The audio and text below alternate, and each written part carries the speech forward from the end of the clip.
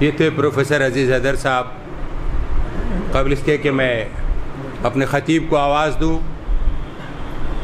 مرحوم کو ڈاکٹر صاحب کے سبھی کلام بہت پسند تھے، خاص طور سے ڈاکٹر صاحب کے وہ 4 مصرے جو ہندوستان میں ہی نہیں بلکہ دوسرے ملکوں میں بھی پڑھے جاتے ہیں، اور خاص طور سے اس موقع پر کہتے ہیں کہ غیر ممکن ہے بشر مائل فریاد نہ ہو، غیر ممکن ہے بشر مائل فریاد نہ ہو، قید ہستی میں رہے اور کبھی آزاد نہ ہو. غیر ممکن ہے بشر مائل فریاد نہ ہو، قید ہستی میں رہے اور کبھی آزاد نہ ہو. دوستوں دفن مجھے خاک شفا میں کرنا، خاک ہو جاؤں تو مٹی میری برباد نہ ہو. آواز دے رہا ہوں عالی جناب مولانا سید ندیم اصغر رضوی صاحب کو کہ ممبر پر تشریف لائیں، اور آپ حضرات سے گزارش ہے کہ ایک زوردار صلوات کے ساتھ مولانا کا استقبال کریں.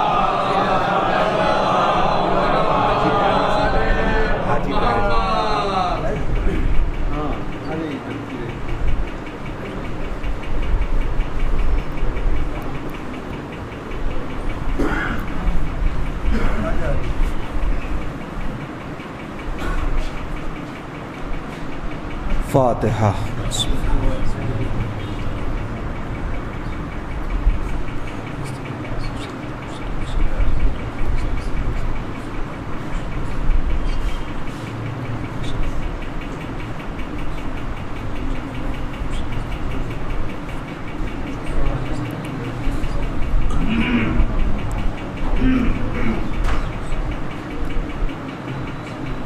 لا حول ولا قوة الا باللہ العلی العظیم. حسبنا اللہ ونعم الوکیل، نعم المولا ونعم النصیر. بسم اللہ الرحمن الرحیم. الحمد للہ الواحد الاحد الفرد الصمد الذی لم یلد ولم یولد ولم یکن له کفوا احد. ثم الصلاۃ والسلام والتحیۃ والاکرام علی الرسول الامی المکی المدنی الہاشمی القرشی المطلبی مولانا و مولا الکونین جد الحسن والحسین ابی القاسم المصطفیٰ محمد ولعنۃ اللہ علی اعدائہم اجمعین من الان الی قیام یوم الدین و بعد یوم الدین. اللہم لعن قاتلی فاطمۃ الزہراء سلام اللہ علیہا، اللہم لعن قتلۃ الحسین واولادہ واصحابہ اجمعین. اما بعد فقد قال اللہ تعالی فی القرآن الحکیم وهو اصدق الصادقین وقولہ الحق. بسم اللہ الرحمن الرحیم. انا فتحنا لک فتحا مبینا. صلوات پڑھیں محمد علیہ.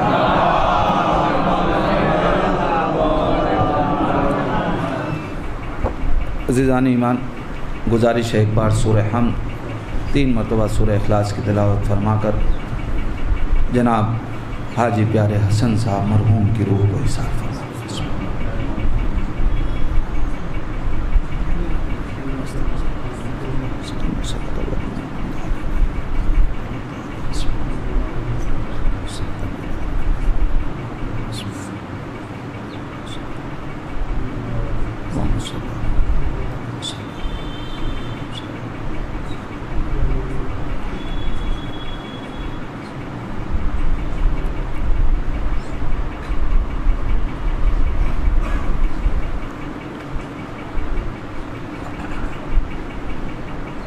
مرحوم کی ترویع روح اور اپنے اپنے مرحومین کے ایصال ثواب کے لیے مل جل کے صلوات پڑھتے ہیں محمد علیہ.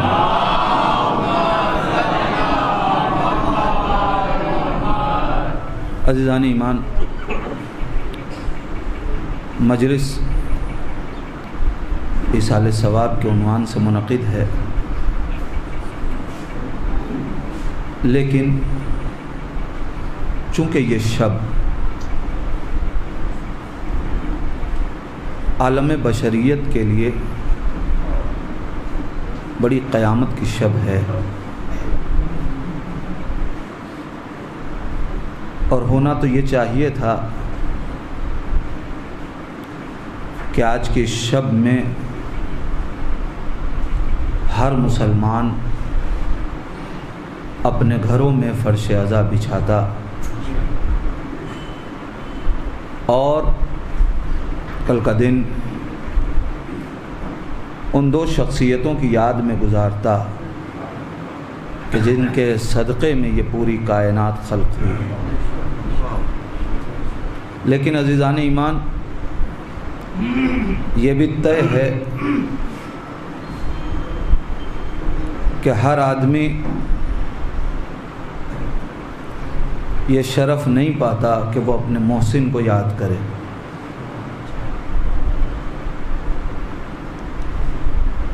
جن کی نسلوں میں وفا پائی جاتی ہے وہ اپنے محسن کو یاد کرتے ہیں،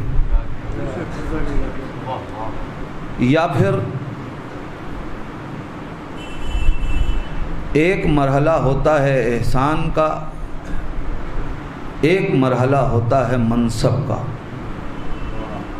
کبھی انسان اس لیے یاد کیا جاتا ہے کہ اس سے اس کا کوئی احسان وابستہ ہے، اور کبھی اس لیے یاد کیا جاتا ہے کہ وہ جس منصب سے وابستہ ہے، وہ جس مقام پہ ہے، اس کا جو شرف ہے، جو منزلت ہے، اس سے کہیں ہم وابستہ ہیں.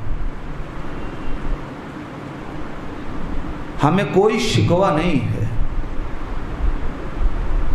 کہ لوگ فرش عزائے غم حسن سبز قبا اور پیغمبر اسلام میں شریک نہیں ہو رہے ہیں، اور شکوے کی ضرورت بھی نہیں ہے. ہم تو بس اتنا جانتے ہیں کہ اگر اس ملک کا سربراہ دنیا سے چلا جائے تو غم وہی منائے گا جو اپنے کو ہندوستانی سمجھتا ہوگا، جو یہ محسوس کرتا ہوگا کہ ہم اس ملک میں سانس لیتے ہیں، لہذا ہمیں اپنے سربراہ کے جانے پہ غم منانا چاہیے. ہم دوسرے ملک کے باشندوں سے توقع بھی نہیں کریں گے کہ وہ غم منائیں. جو جس کی سربراہی میں رہتا ہے وہی غم مناتا ہے. ہمیں کوئی شکوہ نہیں ہے. ہم تو بس اتنا جانتے ہیں کہ پیغمبر اسلام نے کہا حسن اور حسین جنت کے جوانوں کے سردار ہیں. عزیزان ایمان، اب جو بھی جنتی ہوگا یا جسے جنت میں جانے کی خواہش ہوگی وہ اپنے سربراہ کے غم میں آنسو بہائے گا، اس کی یاد منائے گا. اب جو جنتی ہی نہ ہو، ان جہنمیوں سے ہمیں کیا شکوہ. ایک صلوات پڑھ دیں محمد آل محمد. لیکن بشریت کے کچھ تقاضے ہیں، احسانات کے کچھ تقاضے ہیں. کون ہے اس کائنات میں کہ جس کے اوپر رسول اور آل رسول کا احسان نہ ہو؟ قسم خدا کی، کائنات میں جینے کے لیے جن سانسوں کی ضرورت ہے، اگر اہل بیت نہ چاہیں تو کائنات ایک لمحے کے لیے سانس نہ لے سکے. یہ ان کا احسان ہے جو ہم سانس لے رہے ہیں. تو ہمیں اپنے محسن کو یاد کرنا چاہیے. لہذا غم ہمارا ضرور ہے. اس وقت ہم مجلس غم برپا کیے ہوئے ہیں اپنے ایک چاہنے والے کے چلے جانے پہ.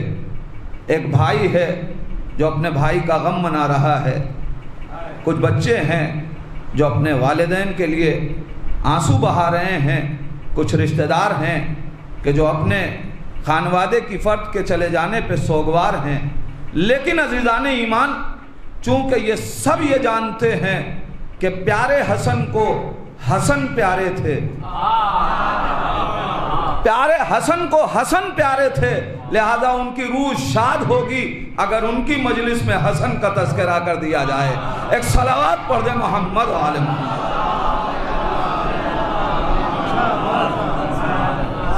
عزیزو، میں نے جس آیت کو سرنامہ سخن کے طور پہ منتخب کیا، اس میں قرآن میں اعلان ہو رہا ہے بسم اللہ الرحمن الرحیم انا فتحنا لکا فتحا مبینا، اے میرے پیغمبر ہم نے آپ کو کھلی ہوئی کامیابی عطا کی، ہم نے آپ کو کھلی ہوئی کامیابی عطا کی۔ میں مفسرین سے پوچھنا چاہتا ہوں کہ یہ آیت کب نازل ہوئی؟ قرآن کے جاننے والوں سے دریافت کیا جائے کہ یہ آیت کس موقع پہ نازل ہوئی۔ جنگ خیبر میں یہ آیت نازل ہوئی، جنگ خندق میں، جنگ بدر میں، کسی جنگ میں یہ آیت نازل نہیں ہوئی کہ میرے پیغمبر ہم نے آپ کو کھلی ہوئی کامیابی عطا کی۔ آیت نازل ہو رہی ہے صلح حدیبیہ کے موقع پہ، اے میرے پیغمبر ہم نے آپ کو کھلی ہوئی کامیابی عطا کی۔ عجیب منزل ہے، صلح کے موقع پہ اللہ کہہ رہا ہے ہم نے کھلی ہوئی کامیابی عطا کی، یعنی ایسی کامیابی کہ جس میں شک کی کوئی گنجائش نہیں ہے۔ ہم ایسی کھلی ہوئی کامیابی آپ کو عطا کر رہے ہیں کہ جس میں کسی کو تردد کا کوئی موقع نہیں ہے۔ لیکن عزیزان ایمان، ظاہراً اگر دیکھا جائے تو صلح حدیبیہ کے موقع پہ ظاہری طور پہ پیغمبر اسلام کو اللہ نے تو کہا کہ کھلی ہوئی کامیابی عطا کی، مگر یہی وہ موقع تھا کہ جس میں پیغمبر کی کامیابی پہ غیروں کو نہیں، اپنے نما لوگوں کو شک ہوا۔ میں اپنے لفظوں کا ذمہ دار ہوں۔ عزیزان ایمان، پیغمبر اسلام کی کامیابی ہی نہیں، صرف کامیابی پہ شک ہوتا تو بات آگے نہ جاتی، بلکہ خود رسالت پہ شک ہو گیا۔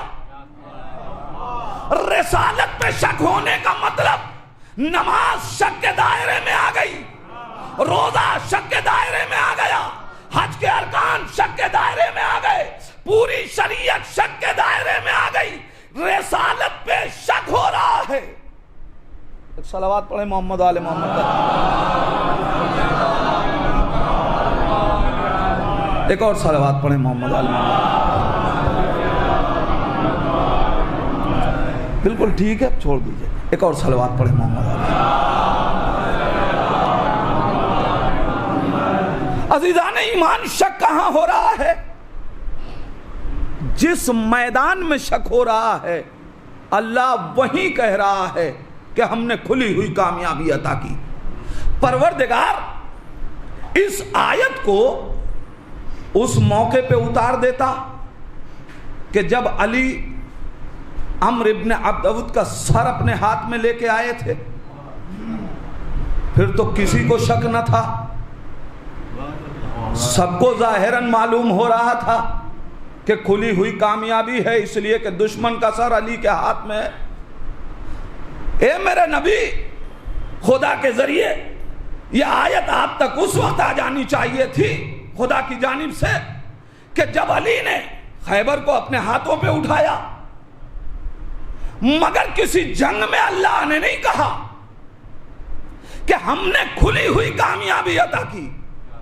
پروردگار جس موقع پہ غیروں کو بھی شک نہ ہوا کامیابی کا، اس موقع پہ تو نے نہیں کہا کہ ہم نے کھلی کامیابی دی۔ جہاں ایسے افراد کو شک ہو رہا ہے کہ جو رسول کے پہلو میں رہتے ہیں، پروردگار وہاں کہہ رہا ہے کھلی کامیابی عطا کی۔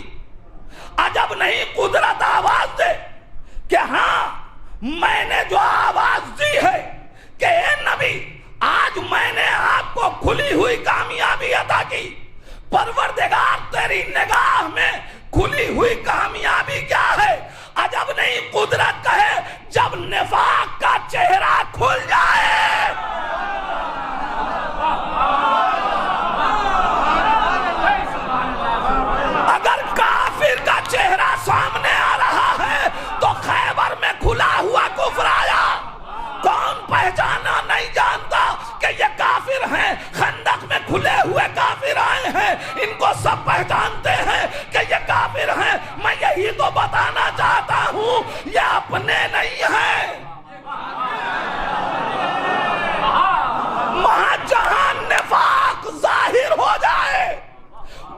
کھلی ہوئی کامیابی ہے عزیزان ایمان. جہاں نفاق سے جنگ ہو وہی کھلی ہوئی کامیابی ہے. اب سمجھ میں آیا ارے جن کے بزرگوں کو صلح سمجھ میں نہیں آئی تھی انہی کو غدیر سمجھ میں نہیں آیا.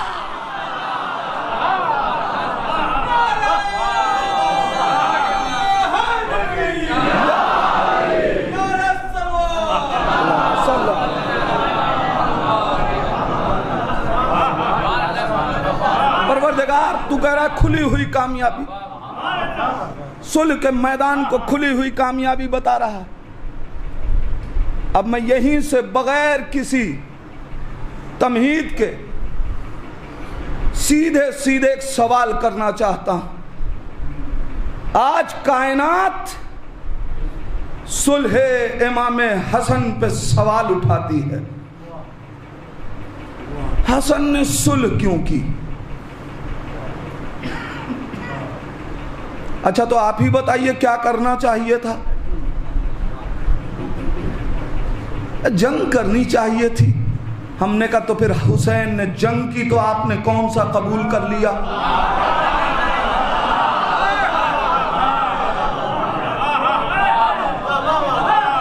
عجیب منزل ہے. حسن صلح کریں تب بھی اعتراض, حسین جنگ کریں تب بھی اعتراض. اب میں جملہ کہہ رہا ہوں, یہ امامت پہ اعتراض کرنے والے کیوں نہ اعتراض کریں بھئی جو دنیا ہی میں حالت اعتراض میں آیا اس کا کام ہے کہ وہ امامت پہ معترض ہو. میں اپنے الفاظ کا ذمہ دار ہوں. جس کی آمد حالت اعتراض میں ہو وہ امامت پہ اعتراض کرتا ہے, اور جو صحیح نسب اور حسب سے آتا ہے وہ امامت کی اطاعت کرتا ہے, مطیع امام ہوتا ہے. عزیزان ایمان پڑھ لیجئے تاریخ. کیوں صلح کی؟ حسن نے صلح کیوں کر لی؟ اور اس بنیاد کے اوپر کہ امام حسن نے صلح کی, میں وہ جملہ دہراؤں کیسے؟ لیکن نہ دہراؤں تو ہمارے جوان بھائیوں تک پیغام کیسے پہنچے کہ امام حسن علیہ السلام کو وہ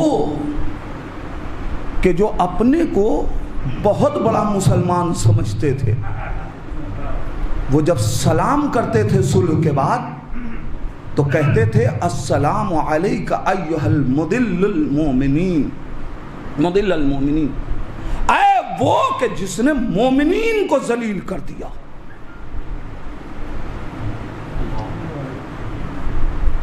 ذرا غور کیجئے گا, اعتراض صلح حسن پہ کیوں ہے؟ کیوں معترض ہو صلح حسن پہ؟ پہلے سمجھنے کی تو کوشش کرو. اسلام نے جہاں جنگ کا قانون رکھا وہیں صلح کے قانون بھی رکھے. یہ الگ بات کہ اسلام نے کبھی جنگ میں پہل نہیں کی,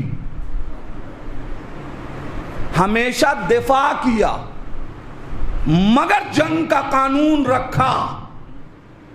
قانون اس لیے رکھا کہ دشمن یہ نہ سمجھے کہ ہم بزدل ہیں. یہ ہماری رحم دلی ہے کہ ہم کفر کے ثبوت کے باوجود تمہیں موقع دیتے ہیں, ورنہ قانون جنگ بھی اسلام نے رکھا, قانون صلح بھی اسلام نے رکھا. تو پھر عزیزان ایمان, نہ تو کسی مسلمان میں کو حق ہے کہ وہ کسی کی صلح پہ اعتراض کرے, نہ کسی مسلمان کو حق ہے کہ وہ کسی کی جنگ پہ اعتراض کرے. پہلے یہ دیکھے کہ صلح اسلام کے قانون کے اعتبار سے ہوئی یا نہیں ہوئی. جنگ اسلام کے قانون کے اعتبار سے ہوئی یا نہیں ہوئی. اگر صلح اسلام کے قانون کے مطابق نہ ہو تو مسلمان سے بھی ہو تو قابل اعتراض ہے. جنگ اگر اسلام کے قانون کے مطابق نہ ہو تو شہروں کو فتح کر لیا جائے مگر قابل تعریف نہیں ہوگا. میں تاریخ کے کچھ منظر ہیں جو اپنے الفاظ کے سہارے آپ کے اذہان عالیہ تک منتقل کر رہا ہوں. عزیزان ایمان، جن کو بہت بڑا تاریخ نے فاتح لکھ دیا، اور کمال یہ ہے کہ یہ ایسے فاتح ہیں کہ جنہوں نے کسی جنگ میں تلوار نہیں چلائی مگر فاتح کہا گیا. حد یہ ہے کہ جس میدان میں ان کی فتح کا ڈنکا بجایا جا رہا ہے وہاں بھی نہ گئے اور کہہ دیا جاتا ہے علی نے آ کے خود کہا تھا آپ مت جائیے ہم جائیں گے. بھئی علی کیا کریں؟ مسئلہ اسلام کا جب آتا ہے علی جانتے ہیں ارے جو اپنے شہر میں قدم نہ جما سکے وہ دوسرے ملک میں جا کے. تو اس ہزیمت اسلام سے، اسلام کو بچانے کے لیے، ہزیمتوں سے بچانے کے لیے اسلام کو علی نے مشورہ دیا. بہرحال وہ باتیں دوسری. سوال یہ ہے کہ اب یہ دیکھو کہ حسن نے صلح قانون اسلامی کے مطابق کی یا نہیں کی. اگر امام حسن کی صلح اسلام کے قانون کے مطابق ہے تو پھر کسی کو اعتراض کا حق نہیں ہے. عزیزان ایمان، اب کوئی کیسے کہے کہ قانون اسلام کے مطابق نہیں؟ اس لیے کہ حسن نے صلح کی شرطوں ہی میں لکھا ہے کہ قرآن اور حدیث پہ عمل ہوگا. عزیزان ایمان، اگر صلح قرآن اور حدیث کے قانون کے مطابق نہ رہی ہوتی تو سامنے والا کہتا حسن پہلے خود تو عمل کرو. ایک صلوات پر محمد، ایک اور صلوات پڑھیں محمد وعلی محمد. تشریف لائیں مولانا، تشریف لائیں گے یا ایک صلوات پڑھیں محمد وعلی محمد. مل جل کے صلوات پڑھیں محمد وعلی محمد.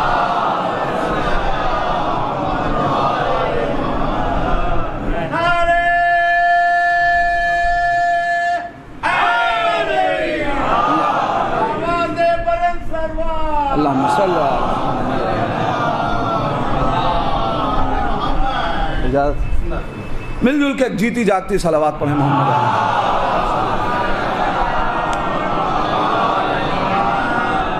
تو صلح دیکھو پہلے. کہنے کہ نہیں صاحب حسن کو صلح نہیں کرنی چاہیے تھی.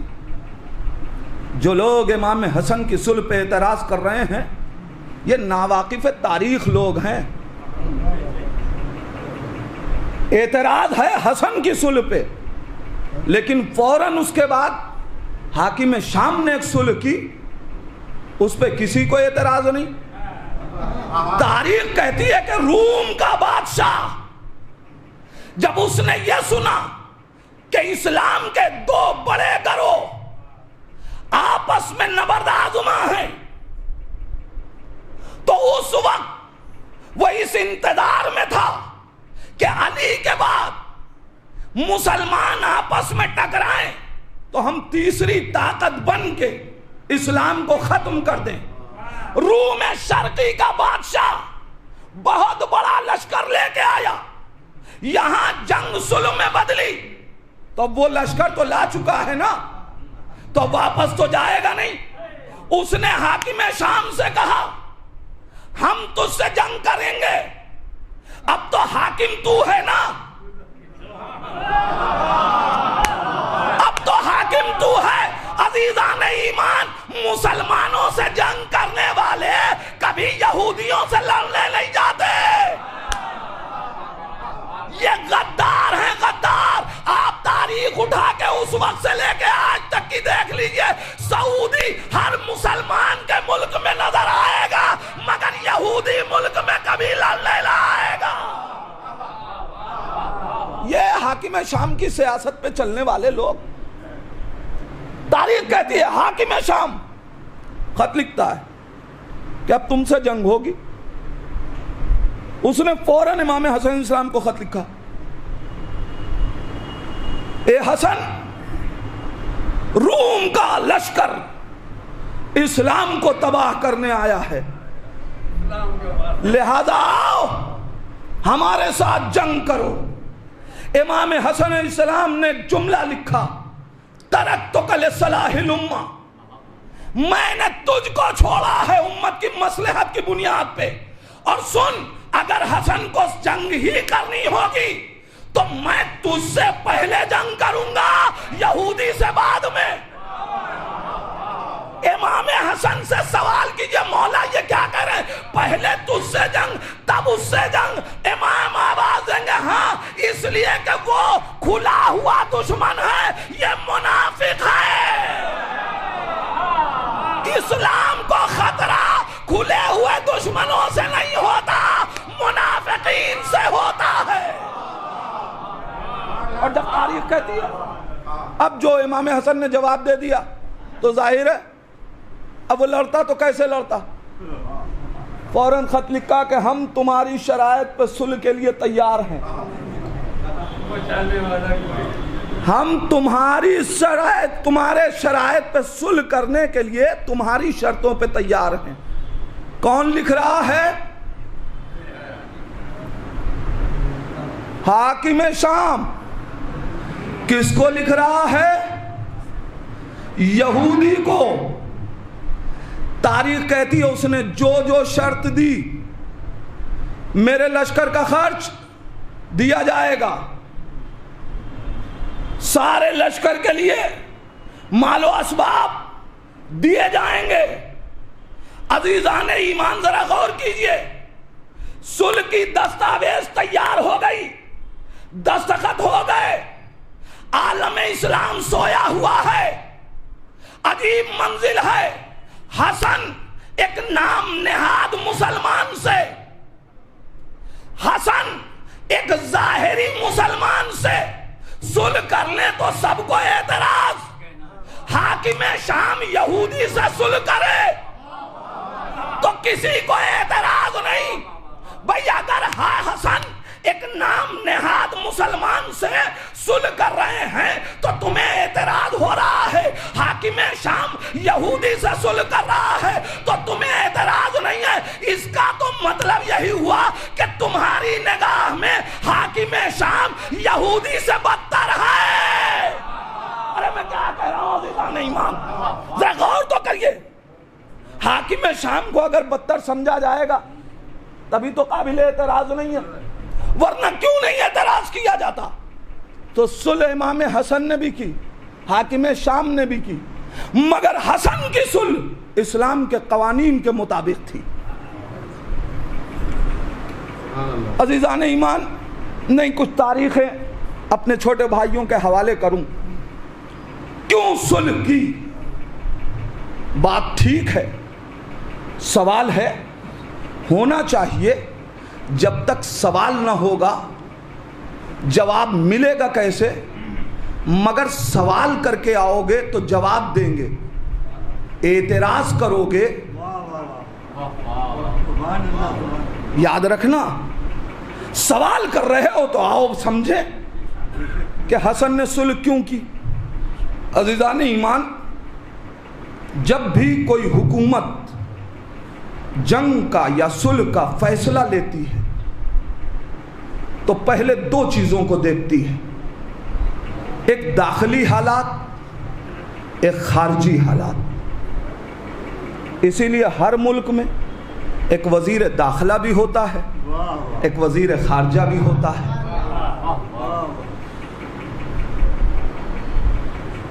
اب وہ وزیر خارجہ کو کیا کہتے ہیں مجھے نہیں معلوم، مگر ہندی میں وزیر داخلہ کو گرہ منتری کہتے ہیں. اور جب سے ایک صاحب گرہ منتری بنے ہندوستان پہ گرہ آ گیا. ایک صلوات پڑھ دے محمد و آل محمد.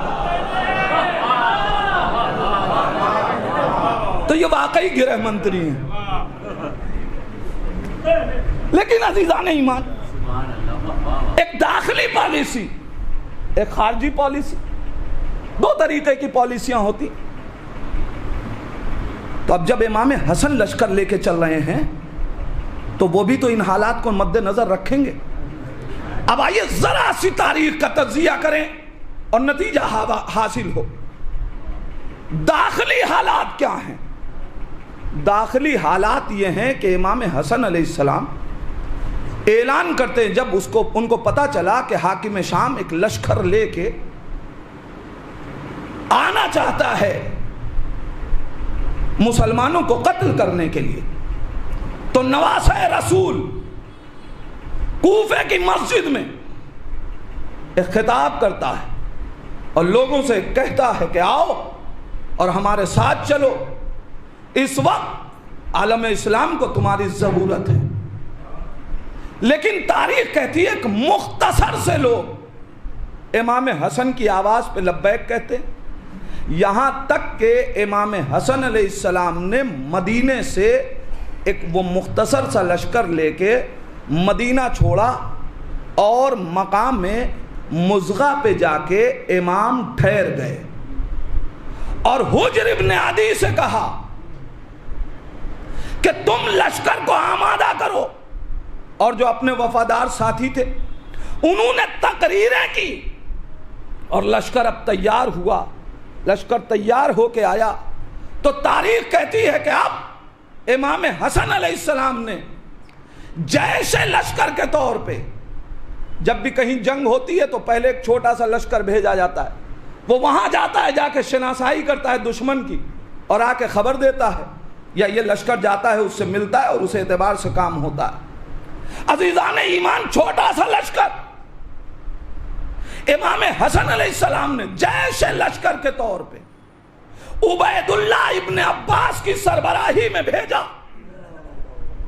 اور اب تاریخ کہتی ہے کہ جو لشکر اتنی تگ و دو کے بعد آمادہ ہوا تھا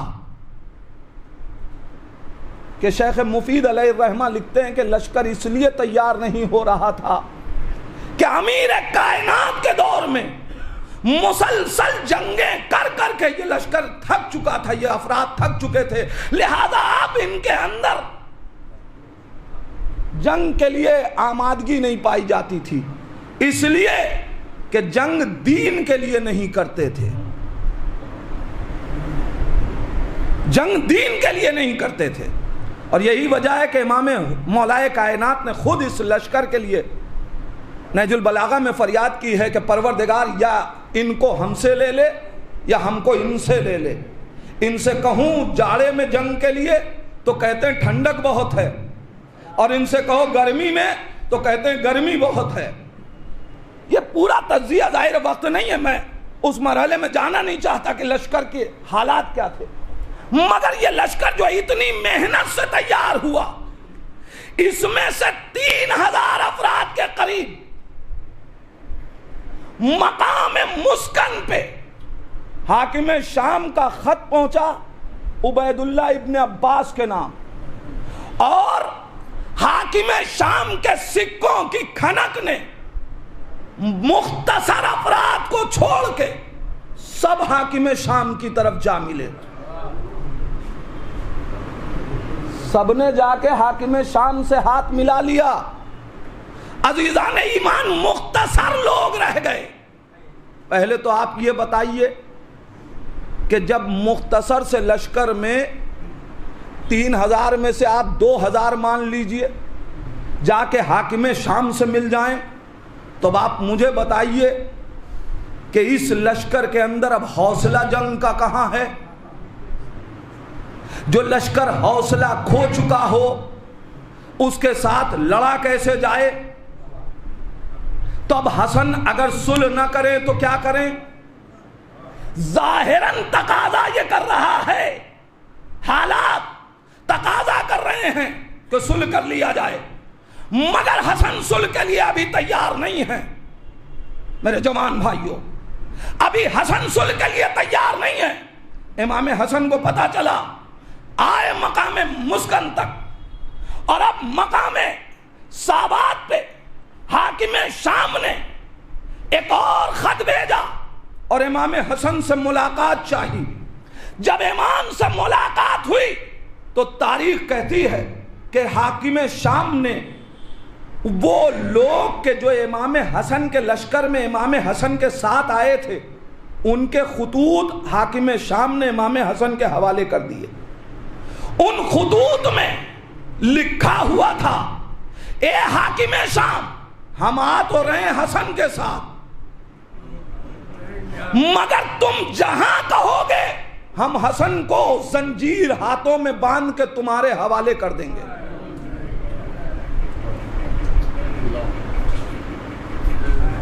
عزیزان ایمان اب تو جو افراد ساتھ ہیں ان میں بھی اعتبار کھو گیا. اب آپ بتائیں کہ لشکر اور کم ہو جائے گا. اب اس لشکر کے ساتھ امام حسن جنگ کریں نتیجہ کیا ہوگا؟ نتیجہ کیا ہوگا؟ جو مختصر سے واقعی دین کے چاہنے والے شریعت پہ عمل کرنے والے یا تو ان کے ساتھ امام حسن جنگ کر کے وہ بھی جام شہادت پی کے سو جائیں اور پورا اسلام حاکم شام کے حوالے کر دیا جائے، یا حاکم شام سے صلح کر کے ان افراد کو بچا لیا جائے تاکہ حاکم شام جب دین میں کوئی تبدیلی کرے تو کوئی ایک مجاہد کھڑا ہو کے اسلام کی حفاظت کر لے. اب آپ مجھے بتائیں حسن صلح کریں یا جنگ؟ نہیں عزیزان ایمان. شیخ مفید علیہ الرحمن الاختصاص میں وہ فرماتے ہیں کہ امام حسن کے لشکر میں کتنے قسم کے لوگ تھے. یاد رکھیے جنگ کے لیے افراد مرحلہ نہیں ہوتے، افراد کم بھی ہوں فکر ایک ہونی چاہیے، فکر ایک ہونی چاہیے. دلیل دوں، افراد کم ہو فکر ایک ہو تو 72 لاکھوں پہ غالب آتے ہیں، لیکن افراد زیادہ ہوں مگر فکر الگ الگ ہو تو جنگ احد جیتا جیتا رسول ہار جاتا ہے. جیتی ہوئی جنگ ہار کے دہانے پہ پہنچ جاتی ہے. کیوں؟ اس لیے کہ فکر الگ الگ ہے. اب امام حسن علیہ السلام کا لشکر دیکھیے. ظاہر ہے یہ باتیں آج کی شب نہ کی جائیں تو کب کی جائیں؟ صلح امام حسن کو سمجھیں تو تب نہ کائنات کو سمجھائیں گے. یہ کہہ کے تو نہیں چلے گا کہ امام کی مصلحت. اگر وہ امام مان رہا ہوتا تو اعتراض ہی کیوں کرتا؟ اور آج تو اپنے بچوں کو یہ کہہ کے نہیں خاموش کیا جا سکتا اور نہیں کرنا چاہیے. یہ کہہ کے بچوں کو نہ بہلا دیا کیجئے کہ امام ہیں، نہیں سمجھ میں آئے تو معلوم کیجئے. اس لیے کہ معصوم ہے تو جو کیا ہے وہ عقل و شریعت کے مطابق ہے. ہم نہیں سمجھے تو ہمیں سمجھنا چاہیے. تو اب امام حسن علیہ السلام کے لشکر میں تاریخ کہتی ہے کہ پہلی قسم ان افراد کی جو واقعی امام حسن علیہ السلام کے مخلص چاہنے والے، امام جو کہہ دیں وہ کریں گے. دوسری قسم ان کو کچھ نہیں مطلب، انہیں اس سے مطلب ہی نہیں کہ حاکم شام کی طرف جانا ہے یا امام حسن کی طرف. یہ صرف اپنے قبیلے کے سردار کو دیکھیں گے. قبیلے کا سردار اگر امام حسن کے ساتھ ہے تو قبیلہ امام حسن کے ساتھ. اگر سردار حاکم شام کے ساتھ چلا جائے گا تو یہ لشکر آنکھ بند کر کے حاکم شام کی طرف. یہ بالکل بھیڑ کی مانند ہیں، یہ اپنی عقل سے کام نہیں کرتے. تیسری قسم خوارج کی، جو اس لیے نہیں آئے ہیں کہ حسن امام ہیں، حسن سے محبت ہے، وہ اس لیے آئے ہیں کہ ہمیں حاکم شام کو قتل کرنا ہے. حسن کی محبت میں نہیں، حاکم شام کی عداوت میں آئے ہیں، اسے قتل کرنا ہے۔ اگر اسے قتل کر لیا تو اب حسن کا لشکر جیتے یا ہارے ہمارا کام ختم ہو گیا۔ چوتھی قسم اس لشکر میں اس کی ہے جو ابھی متردد ہے کہ حسن حق پہ ہیں یا حاکم شام، چلتے ہیں میدان میں فیصلہ ہوگا۔ پانچویں قسم ان لوگوں کی ہے جو اس لیے آ رہے ہیں کہ میدان میں نہیں جائیں گے تو مال غنیمت میں حصہ نہیں ہوگا۔ شیخ مفید علیہ الرحمہ نے یہ قسمیں لکھی ہیں عزیزان ایمان۔ 5 قسم کے افراد اس لشکر میں ہیں، جس میں سے صرف ایک قسم وہ ہے کہ جو ہر طرح امام پہ جان قربان کرنے کو تیار۔ تو یا تو امام اس مختصر سے شریعت کے چاہنے والوں کو محفوظ رکھے، شریعت کی حفاظت کر لیں صلح کے ذریعے، اور یا پھر میدان حاکم شام کے حوالے کر دے تو جو آواز کل بلند ہونی تھی کہ یہ سب بنی ہاشم کا ڈھونگ تھا، یہ آواز آج ہی شام کے تخت سے بلند ہو جائے گی۔ یوں ہی نہیں کہہ رہا ہوں، تاریخ گواہ ہے۔ بھئی جس انسان کو اذان میں پیغمبر کا نام کھل رہا ہو وہ شریعت پیغمبر کی حفاظت کیا کرے گا؟ مگر تاریخ کہتی ہے اللہ رے دور نگاہ یہ امامت۔ ابھی بھی امام حسن علیہ السلام صلح کرنے کو تیار نہیں ہے۔ حاکم شام نے بلا کے امام حسن کے سامنے خطوط رکھ دیے، کہا یہ قبیلے والوں کے خطوط ہیں، مگر حسن کہتے ہیں امام حسن کوئی بات صلح کی نہیں کرتے۔ اب وہ جب امام حسن اٹھنے لگے تو کہتا ہے اے حسن میں تمہیں ایک امانت دے رہا ہوں اور ہمیں معلوم ہے کہ تم امانت میں خیانت نہیں کرتے۔ وہ امانت یہ ہے کہ تم اپنے لشکر والوں کو جا کے یہ کہہ دینا کہ میں صلح کا پیغام دے رہا ہوں۔ عزیزان ایمان، دشمن ہے مگر جانتا ہے، خود کہہ رہا ہے کہ امانت میں خیانت نہیں کرتے۔ ارے جو دشمن کی امانت میں خیانت نہ کرے وہ رسالت کی امانت میں خیانت کیا کرے گا؟ میرا پیغام پہنچا دینا۔ امام حسن علیہ السلام آئے، سب کو اکٹھا کیا، کہا حاکم شام نے پیغام بھیجا ہے، وہ یہ چاہتا ہے کہ صلح کر لی جائے۔ تاریخ کہتی ہے پورا مجمع چلایا البقیہ البقیہ، ہمیں حیات چاہیے، ہمیں حیات چاہیے۔ اب آپ بتائیں کہ جب لشکر ہی لڑنے کو تیار نہ ہو تو حسن صلح نہ کریں تو کیا کریں؟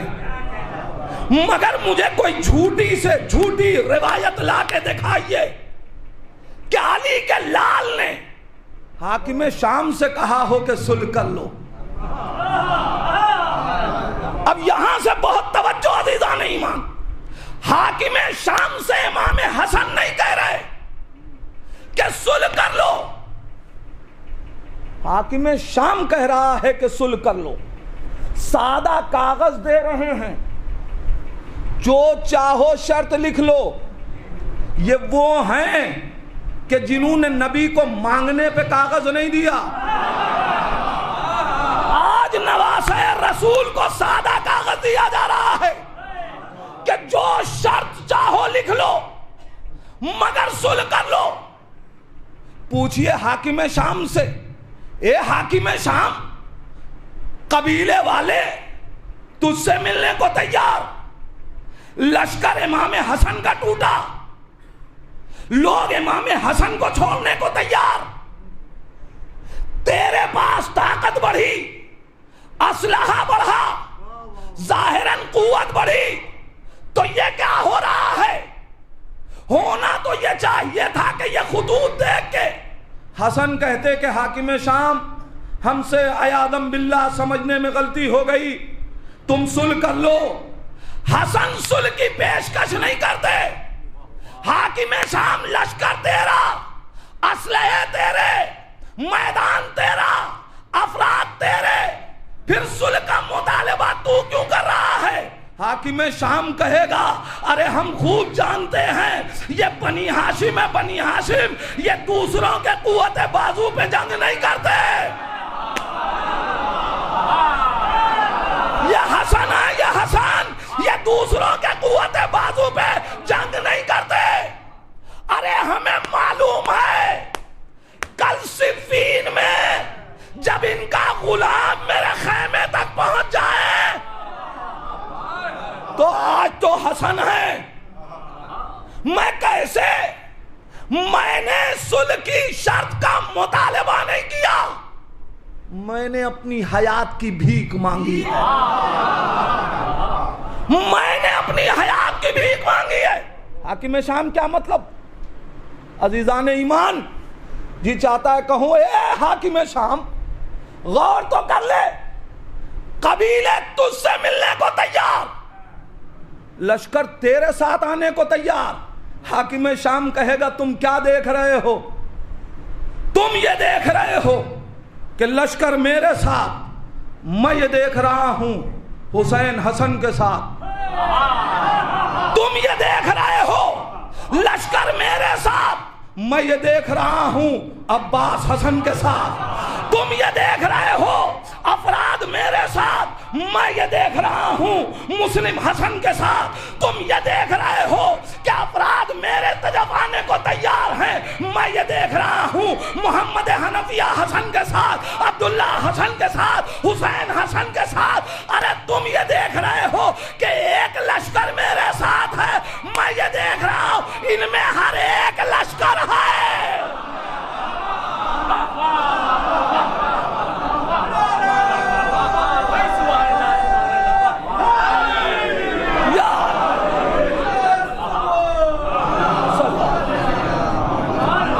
تم صرف یہ دیکھ رہے ہو کہ لشکر ایک لشکر میرے ساتھ آ رہا ہے، یہاں تو جو ہے وہی لشکر ہے، جو ہے وہی لشکر ہے۔ ارے تمہیں یاد نہ ہو ہم نے دیکھا ہے جنگ جمل میں حسن نے تلوار کیسے چلائی، تمہیں معلوم ہو یا نہ ہو ہمیں معلوم ہے کہ جنگ صفین میں عباس نے اور حسین نے فرات کا پہرا توڑا کیسے۔ اور شاید یہی وجہ تھی کہ تاریخ نے علی کے بچوں کو ایک ایک میدان دے دیا تاکہ دنیا ان کی جنگ کو دیکھ لے۔ مسلم کو کوفے کا میدان، عباس کو صفین کا میدان، حسین کو کربلا کا میدان۔ مسلم لڑے تو لشکر مانگا گیا۔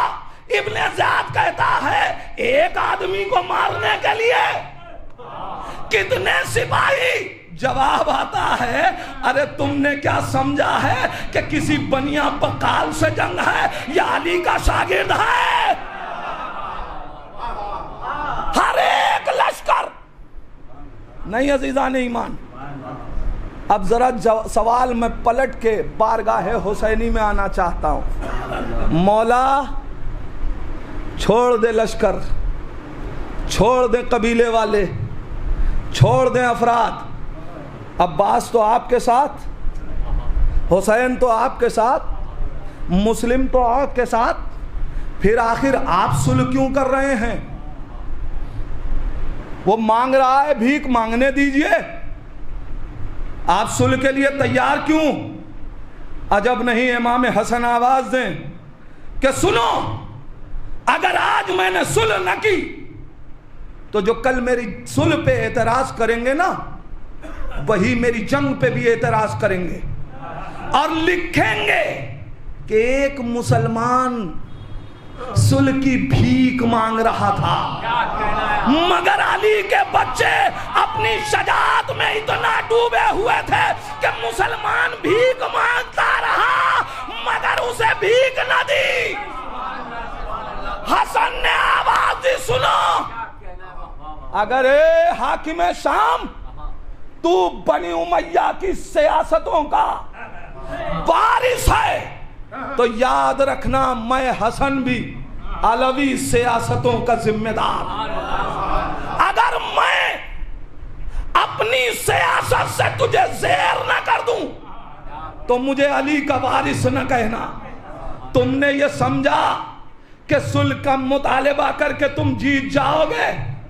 یاد رکھو، میں آج ہی جنگ کربلا کی بنیاد اسی صلح میں رکھوں گا۔ جنگ کربلا کی بنیاد اسی صلح میں رکھوں گا تاکہ کل کربلا میں کوئی تیرا وارث سادہ کاغذ لے کے اب حسین کے پاس نہ آئے۔ ایک صلوات پڑھ دیں محمد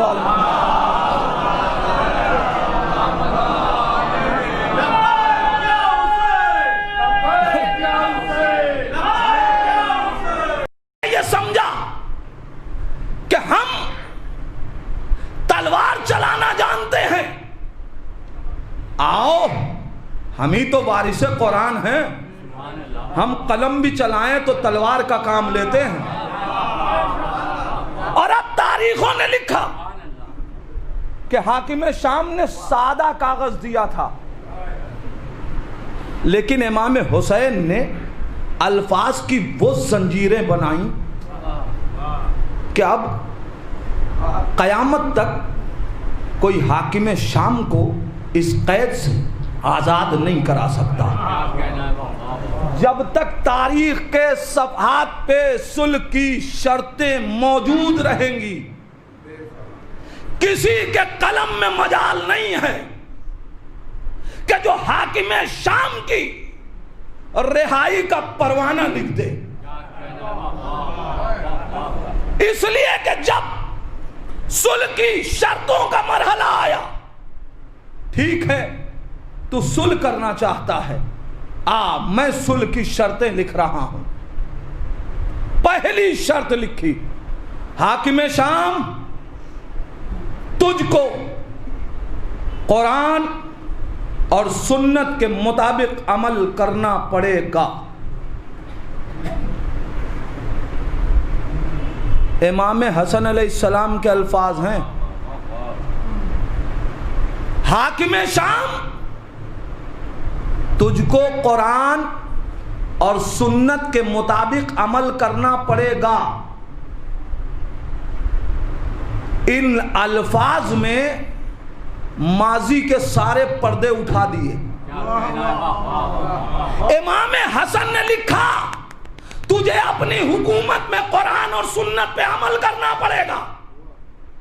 اگر حاکم شام قرآن اور سنت پہ عمل کر رہا ہوتا تو وہ یہ سوال کرتا ہے، حسن کیا ہماری حکومت میں قرآن اور سنت پہ عمل نہیں ہو رہا ہے؟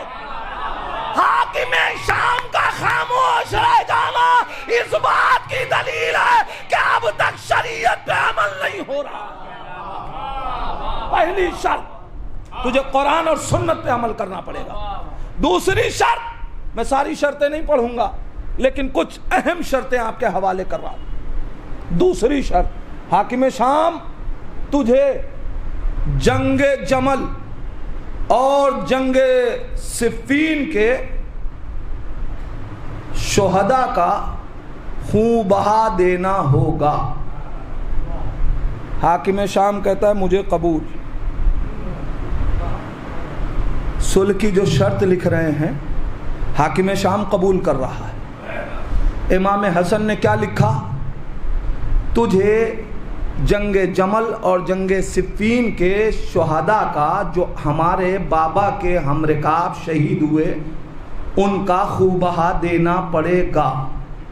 خون بہا کس سے مانگا جاتا ہے؟ جس نے کسی کو بغیر جرم کے قتل کر دیا۔ عزیزان ایمان، یہ صلح کی شرطیں نہیں ہیں، یہ تو سارے میدان ہیں جو فتح کیے جا رہے ہیں۔ امام حسن صرف آئے تھے سابات میں جنگ کرنے کے لیے، امام حسن آئے تھے حاکم شام سے جنگ کرنے کے لیے، لیکن عزیزان ایمان امام حسن نے اپنے صلح کے میدان میں جنگ جمل بھی جیت لی، جنگ صفین بھی جیت لی، کہا کہ تجھے خون بہا دینا پڑے گا۔ حاکم بتا رہی ہے کہ جو علی کے ساتھ قتل ہوئے وہ مجرم نہیں تھے، جنہوں نے قتل کیا وہ مجرم تھے۔ آج ذرا پہچانے، ایک صلح کی شرط میں جنگ جمل اور جنگ صفین بھی فتح کر لی، لیکن میرا سوال یہ ہے، اے حاکم شام، حسن لکھ رہے ہیں جنگ جمل کے شہداء کا بھی، جنگ صفین کے شہداء کا بھی خوب بہا دینا پڑے گا، اور تو قبول کر رہا ہے، یہ کیوں نہیں کہتا حسن جنگ جمل سے ہمارا کیا مطلب؟ اس کا مطلب یہ ہے کہ منظر میں کوئی اور ہے، پس منظر میں کوئی اور۔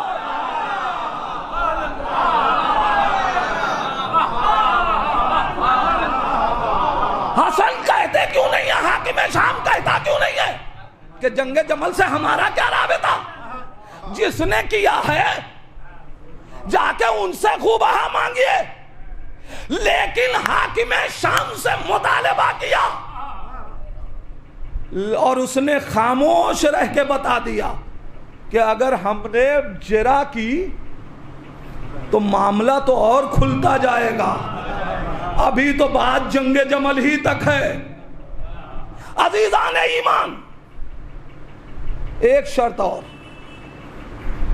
اس کے بعد بالکل ربط مصائب کی شرط،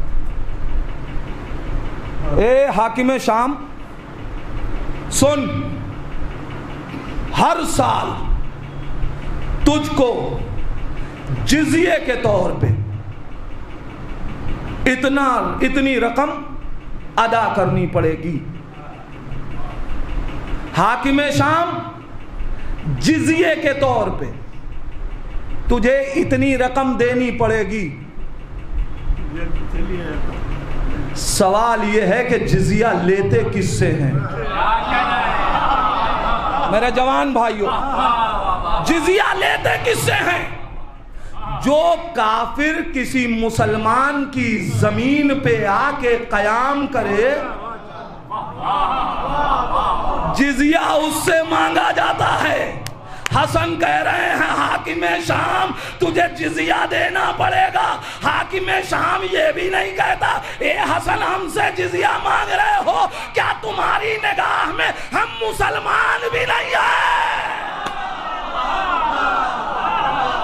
عزیزان ایمان، یہ صلح کا میدان نہیں تھا، بلکہ یہ چہرے سے لقاب پلٹی جا رہی ہے۔ ایک صلوات پڑھ دے محمد۔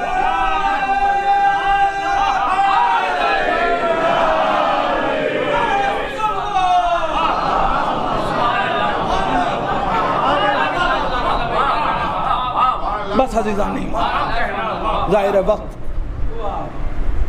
میں گنجائش اب نہیں ہے، کبھی غور کیجئے اپنے ائمہ کی زندگی پہ، ان کی حیات کے کارناموں کو صرف یہ کہہ کے نہ پڑھ دیجئے امام کی مصلحت۔ اگر ہم نے نہیں سمجھا تو ہم کائنات کو کیسے سمجھائیں گے؟ کیا ہے صلح؟ اور اس کے بعد قسم خدا کی، جیسے جیسے آپ صلح پڑھیں گے نا، ریحان بنارسی صاحب کے شعر کو محسوس کریں گے۔ خون کے گھوٹ پینے پڑتے ہیں، کتنا مشکل ہے مجتبی ہونا۔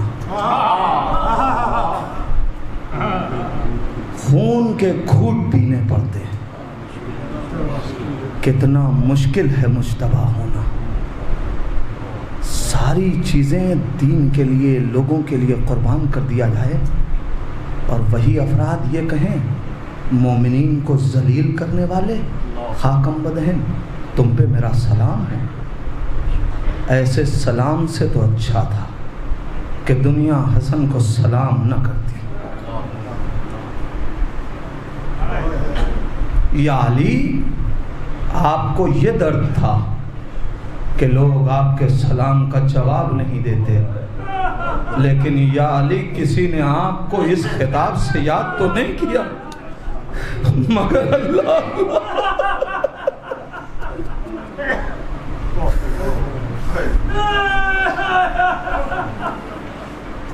ہمارا کہہ دینا بہت آسان ہے، آپ کا سن لینا بہت آسان ہے، مگر احساس تو کیجئے۔ عزادارو، تاریخ شاہد ہے، دنیا نے امام حسن بڑے اعتراضات کیے۔ حسن نے صلح اس لیے کر لی کہ حسن عیاذاً باللہ بزدل تھے۔ قسم خدا کی، حسن نے اپنی شہادت کے وقت 3 برس کے بچے کے بازو پہ ایک تعویذ باندھا۔ میرے لال، جب مصیبت کا وقت ہو تو فروا اس تعویذ کو کھول کے پڑھ لینا۔ تاریخ کہتی ہے کہ عاشور آ گیا، روز عاشور ماں پریشان ہے، بیٹا پریشان ہے، بار بار جاتا ہے، چچا مرنے کی اجازت دے دیجئے۔ حسین آواز دیتے ہیں، میرے لال قاسم، میں تجھے مرنے کی رضا کیسے دے دوں، تو میرے بھائی کی نشانی ہے۔ مقتل کہتا ہے، قاسم آ کے بیٹھے ہوئے ہیں خیمے میں، جناب فروا آتی ہے، میرے لال ابھی تک مقتل نہ گئے؟ اماں جب بھی چچا کے پاس جاتے ہیں چچا ایک ہی جملہ کہتے ہیں، قاسم میں تجھے مرنے کی رضا کیسے دوں؟ ماں نے بازو پکڑ کے اپنے بیٹے کو اٹھانا چاہا کہ ایک مرتبہ بازو کے اوپر کوئی شے محسوس ہوئی، والی و وارث کی وصیت یاد آ گئی، کہا میرے لال جلدی جلدی بندے آستین کھولو، اور آستین کو پلٹنا شروع کیا۔ فروا نے جناب قاسم کی آستین پلٹی، تعویذ کو کھولا، ایک مرتبہ آنکھوں سے لگایا، کہا میرے لال یہ لے جا کے اپنے چچا کو دے دے، اب تیرا چچا منع نہ کرے گا۔ جزاکم ربکم، خدا آپ کو کسی غم میں نہ رلائے۔ عزادارو، جناب قاسم کہتے ہیں اماں کیا ہے؟ کہا میرے لال یہ تیرے بابا کا خط ہے، تیرے چچا کے نام۔ لو عزادارو، قاسم نے خط کو پڑھا، باپ کی تحریر کو آنکھوں سے لگایا، خوشی خوشی چچا کی خدمت میں آ گئے۔ امو اب آپ ہمیں مقتل میں جانے سے نہیں روکیں گے، اب آپ مجھے اجازت دے دیں گے۔ امام حسین کہتے ہیں قاسم یہ کون سا خوشی کا موقع ہے، یہ خوش کیوں ہو رہا ہے، کیا ہوا؟ کہا اے چچا، ارے بابا کی تحریر لے کے آیا ہوں، اے عزادارو عالم غربت میں بھائی نے بھائی کا ذکر سنا، مدینہ یاد آ گیا، ارے کبھی دوش رسول، کبھی آغوش رسول، کبھی منبر رسول، یہ بھائی ساتھ ساتھ ہوا کرتا تھا۔ خط کو کھولا، خط کی تحریر کا مفہوم کچھ اس طریقے سے، میرے بھائی کربلا میں میں نہ رہوں گا، میری جانب سے میرے قاسم کو اجازت دے دینا۔ مجھے جناب قاسم کے مصائب نہیں پڑھنے تھے، اس منزل تک لایا اس لیے کہ دنیا کہتی ہے کہ حسن بزدل تھے، اس لیے جنگ میں نہ گئے۔ امام حسن نے اپنی شجاعت کی دستاویز لکھی، جو بزدل ہوتا ہے وہ اپنے 3 برس کے بچے کو ارے شہادت کی وصیت نہیں کرتا۔ جزاکم رب۔ عزادارو، بڑی قیامت کی شب ہے، جزاک اللہ، خدا ان بچوں کی ماں کو اور ان بچوں کے والد کو سلامت رکھیں۔ یہ بچے اتنے باشعور ہیں کہ انہیں معلوم ہے جب اہل بیت کی مصیبت کا ذکر آئے تو رونا چاہیے، آنسوؤں سے رو رہے ہیں یہ بچے۔ پروردگار تجھے واسطہ ہے جناب علی اصغر کا ان بچوں کو اہل بیت کے سائے میں پروان چڑھانا، یہ آنکھیں اس وقت تک بند نہ ہوں جب تک کربلا میں جا کے روضہ حسین کی زیارت نہ کر لیں۔ عزادارو، مجھے تو اس غریب وطن کا ماتم کرنا ہے، اس غریب وطن کے مسائب پڑھنے ہیں۔ عزاداروں، میں نے یہ ترکیب استعمال جان بوجھ کے کی ہے، وطن میں کوئی غریب نہیں ہوتا، مگر امام حسن وطن میں غریب ہو گئے۔ اے عزاداروں، یہ غربت نہیں تو اور کیا ہے کہ اپنے ہی گھر میں ارے جو شریک حیات ہو وہی زہر بے دے۔ لو عزاداروں، امام حسن کو جس وقت جودہ کے ذریعے سے زہر دلایا گیا امام نے زہر پیا، زہر کا اثر امام کے کلیجے پہ ہونے لگا۔ امام نے ایک مرتبہ زینب کو بلایا، زینب میرے قریب آؤ، جزاکم ربکم، زینب میرے قریب آؤ۔ بہن کو قریب بلایا، عزادارو بہن قریب آئی، بہن جگر کٹ رہا ہے، ایک لگن لے کے آؤ، خدا نہ کرے کسی بہن کے سامنے اس کے بھائی کی یہ حالت ہو۔ اے عزادارو، ایک مرتبہ حسن کے جگر کے ٹکڑے کٹ کٹ کے تشت میں گرنے لگے۔ زینب دیکھ رہی ہے، ارے زینب فریاد کر رہی ہے، زینب گریا کر رہی ہے۔ امام حسن آواز دیتے ہیں، اے بہن زینب صبر کرو۔ عجب نہیں امام نے آواز دیو، اے زینب ابھی تو کلیجے کے 72 ٹکڑے دیکھے، ابھی تو حسین کا پامال لاشا۔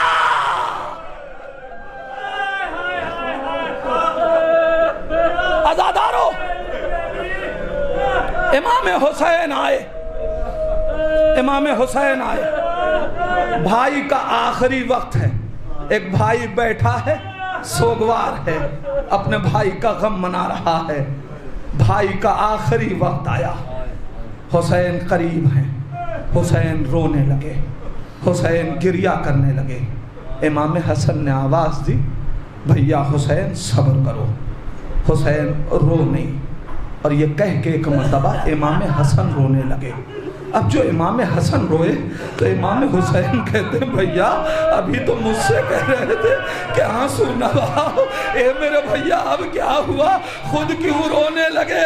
امام حسن آواز دیتے ہیں، اے بھائی ارے میں تمہاری غربت پہ آنسو بہا رہا ہوں۔ اے حسن ارے میری غربت پہ ماتم کیوں کر رہے؟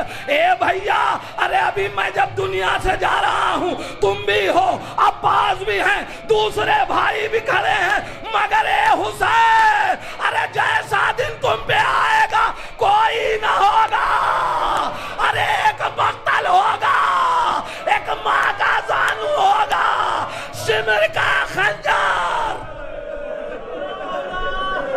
عزادارو، حسین حسن وصیتیں کرتے ہیں، وصیتیں کر کے امام دنیا سے جانے لگے۔ بس آخری جملے، مجلس ختم کر رہا ہوں۔ حسن دنیا سے اٹھ گئے، حسین نے آنسو بہایا، گریہ کیا، بھائی کو غسل و کفن دیا، کفن پہنا کے اپنے بھائی کا جنازہ لے کے چلے۔ اے عزادارو ذرا احساس کرو، ایک بھائی کا اگر بھائی اٹھ جائے تو ویسے ہی مصیبت کیا کم ہوتی ہے کہ ایک بھائی کا اگر بھائی اٹھ جائے تو مصیبت ویسے ہی کیا کم ہوتی ہے۔ لیکن عزادارو، ایک مرتبہ جب رسول کے پہلو میں دفنانے کے لیے لے کے گئے، لو عزادارو، ارے خانوادے نے ایک ذات نے، اب میں کیا کروں، یہ بھی تو تاریخ اور اہل بیت کی مظلومیت ہے کہ جنہوں نے ظلم ڈھایا ان کے نام بھی نہیں لیے جا سکتے۔ اے عزادارو، حکم دیا گیا، تابوت اٹھا لیا گیا، امام حسن ماں کی طرف لے کے بقیع میں جنازہ جا رہے کہ اس کے باوجود تاریخوں نے لکھا کہ ایک مرتبہ کمانیں کڑکی، کمانیں اٹھی، امام حسن کے تابوت کی طرف نشانہ لیا گیا، تیر چلنے لگے۔ عزادارو، مدینے میں سیدہ کے دفن سے پہلے تک جب جنازہ اٹھتا تھا تو وہ کسی ایک ایسے پٹرے پہ ہوتا تھا کہ جہاں جنازہ نظر آتا تھا۔ آپ کو وہ روایت یاد ہے، میں صرف اشارہ کروں گا۔ ایک دن ام سلمہ سے سیدہ نے کہا، اے ام سلمہ کیا کوئی ایسی ترکیب نہیں ہے کہ جسم پتہ نہ چلے؟ ام سلمہ نے کہا، ہاں بی بی ایک ترکیب ہے، ہمارے یہاں جنازے اس طریقے سے اٹھتے تھے کہ چاروں طرف سے دیوار ہوتی تھی تو جنازہ دکھائی نہیں دیتا تھا۔ ام سلمہ تمہیں سلام، سیدہ نے اپنے لیے بھی کیا اور حسن کے لیے بھی کیا۔ اے عزادارو، اب جو تیر چلے، اور روایت کہتی ہے کہ جنازے کی اس مرنسیج کی دیوار میں تیر پیوست ہوتے جاتے تھے اور 7 تیر حسن کے جنازے، حسن کے جسم میں پیوست ہوئے۔ ذرا سوچو اگر کل وہ تابوت نہ ہوتا تو جیسے کربلا میں حسین کا لاشا، ویسے ہی آج مدینے میں امام حسن کا لاشا لے کے آئے، حسین تیر نکالتے جاتے ہیں، گریا کرتے جاتے ہیں، تیر نکالتے جاتے ہیں، روتے جاتے ہیں۔ عجب نہیں، روح حسن نے آواز دی، اے بھیا میرے جنازے سے تیر تم نے تو نکال دیا، مگر کربلا تمہارا جنازہ کون ہوگا جو تمہارے جسم سے تیر جدا کرے؟ انا للہ و انا الیہ رضا بقضائہ و تسلیما علیہ۔ بار لا تجھے واسطہ ہے محمد و آل محمد کا ان آوازوں پہ اپنی رحمت نازل فرما۔ پروردگار تجھے واسطہ ہے محمد و آل محمد کا جملہ اموات مومنین و مومنات کی مغفرت فرما، خصوصاً حاجی پیارے حسن صاحب کی روح کو جوار معصومین میں جگہ عنایت فرما، پسماندگان کو صبر جمیل عطا فرما۔ پروردگار تجھے واسطہ ہے محمد و آل محمد کا، یہ آنکھیں غم اہل بیت میں نمناک ہوئی ہیں، پروردگار ان آنکھوں کو اس وقت تک بند نہ کرنا جب تک بقیع میں جا کے اس ٹوٹی ہوئی قبر کی زیارت۔ پروردگار تجھے واسطہ اہل بیت کی مظلومیت کا، ہمارے آنسوؤں کو اتنی پاکیزگی عطا کر کہ رومال سیدہ میں جگہ پا سکے۔ اے میرے اللہ، کل سیدہ کو بیٹوں کا بھی پرسا، باپ کا بھی پرسا، آج شب شہادت رسول ہے، شب شہادت حسن ہے، امام حسین کا غم چل رہا ہے۔ پروردگار سیدہ کے ٹوٹے ہوئے دل کا واسطہ، وارث اہل بیت امام زمانہ کے ظہور میں تعجیل عطا فرما، اند ظہور اتنی توفیق دے کہ ہم اپنے امام کو پہچان سکیں، اسی امام کا واسطہ ہم کو ان کے اعوان و انصار میں شمار فرما۔ ربنا تقبل منا انک انت السمیع الدعاء۔ ماتم حسین۔